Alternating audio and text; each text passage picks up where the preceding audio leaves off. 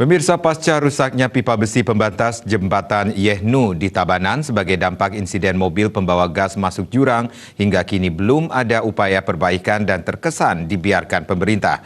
Padahal besi pembatas tersebut melindungi para pengguna jalan yang melintasi jalur tersebut dari ancaman masuk ke dalam Tukad Yehnu. Pasca terjadinya kecelakaan mobil tangki pembawa gas di kawasan jembatan Tukadnu hingga menyebabkan pipa pembatas jembatan rusak, hingga kini belum diperbaiki. Nampak jembatan Yehnu tidak sepenuhnya berisi pipa pengaman dan sisa pipa besi pembatas bengkok.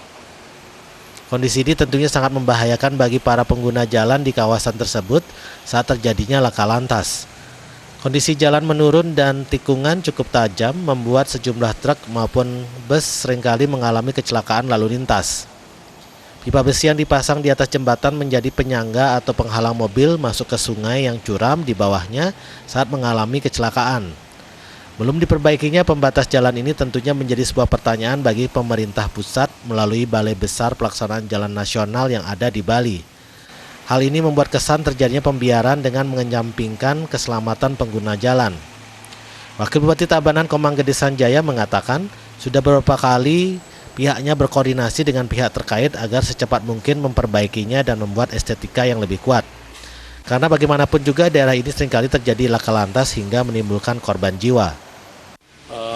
Ini apa yang terjadi kemarin khususnya di Tukad Yehnu di Kecamatan Tabanan Keramitan ini ada kecelakaan tabung LPG jatuh beberapa minggu direkonstruksi sehingga syukur sudah diselesaikan dengan baik, cuma sekarang menyisakan sesuatu, yaitu daripada jembatan kami rusak. Setahu saya, kita di pemerintah daerah sudah beberapa kali koordinasi dengan balai, karena ini adalah tanggung jawab provinsi. Nah, bagaimana balai nanti secepat mungkin memperbaiki estetika, bagaimana caranya juga kami di Kabupaten Tabanan membuat sesuatu yang betul-betul kuat, jembatan yang penyangganya yang kuat, sehingga tidak lagi seandainya pun terjadi kini tidak mengganggu baik itu estetika, tidak mengganggu kenyamanan dan keamanan berkendara. Harapan saya seperti demikian.